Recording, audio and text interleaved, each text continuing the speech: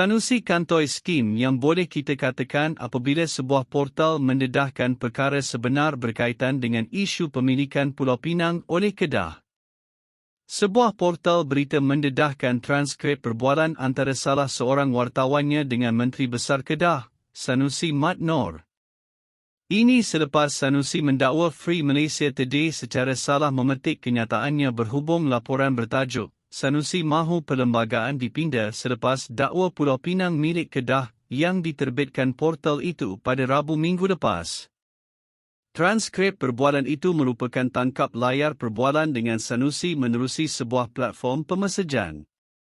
Ia dikatakan merupakan transkrip penuh kiriman mesej dengan Sanusi mengenai perkara itu. Malaysia kini bagaimanapun tidak dapat mengesahkan dakwaan tersebut. Dalam perbualan pada 31 Mei itu, Sanusi mengeluarkan kenyataan sebagai respons kepada Perdana Menteri Anwar Ibrahim, yang berkata perjanjian perlembagaan pada masa ini telah diperkenankan oleh semua raja-raja Melayu termasuk Sultan Kedah. Sanusi dikatakan mendakwa pendapatnya bahawa Pulau Pinang adalah milik Kedah disokong oleh kajian akademik dan dokumen sejarah yang kuat, berautoriti, absolut, mutlak, dan relevan, dan kemudiannya mempersoalkan mengapa perlembagaan tidak boleh diubah.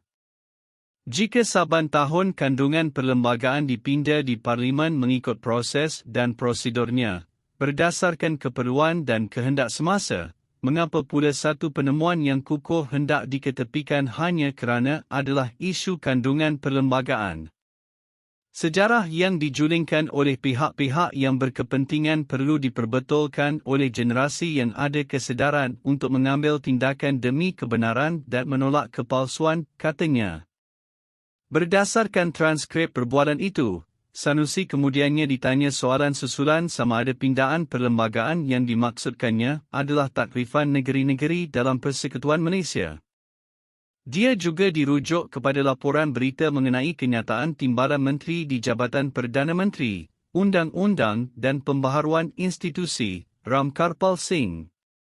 Wartawan itu mengemukakan kenyataan Ramkarpal bahawa kedudukan Pulau Pinang sebagai negeri sudah pun diiktiraf di bawah Perkara 1, 2, Perlembagaan Persekutuan, manakala Perkara 71, 1, dibaca bersama jadual ke-8 menjamin setiap negeri boleh mempunyai kerajaan negeri dan perlembagaan sendiri. Mengenai perkara itu, Sanusi menjawab bahawa mana-mana bahagian perlembagaan boleh dipindah. Apa-apa sahaja kandungan perlembagaan yang boleh dipindah.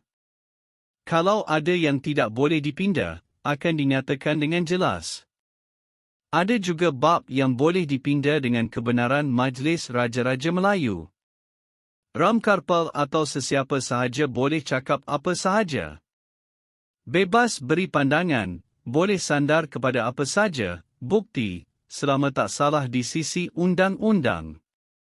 Begitu juga saya, katanya dilaporkan berkata.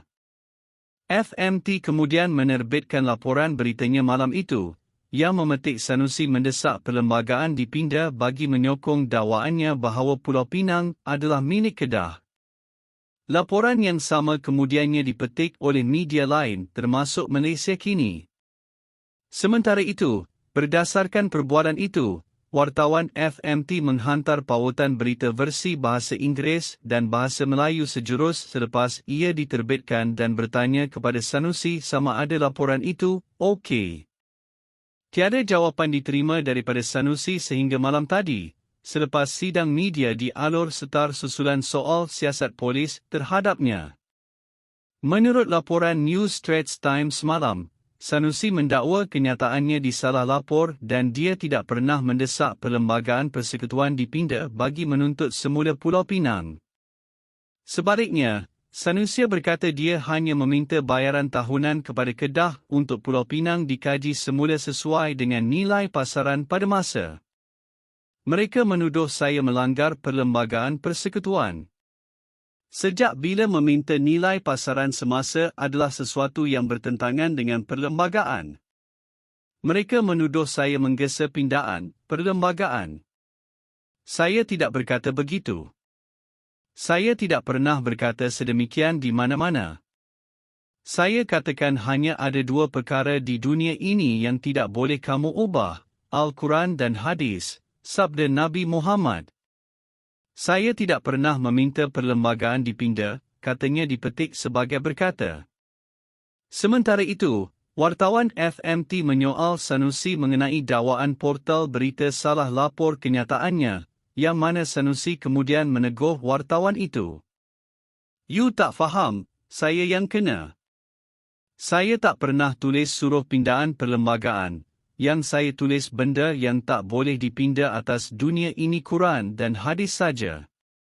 Tajuk desak pindah perlembagaan tu kontroversi, too far, out of context, tersasar jauh, di luar konteks, jadi sumber soalan Guan Eng, ahli Parlimen Bagan, di Parlimen, katanya, berdasarkan perbualan itu. Sanusi juga berkata dia tidak akan bercakap dengan wartawan tersebut atau FMT secara peribadi lagi. Mulai sekarang, tiada lagi mesej peribadi saya dengan kamu, atau FMT. Bahaya, katanya.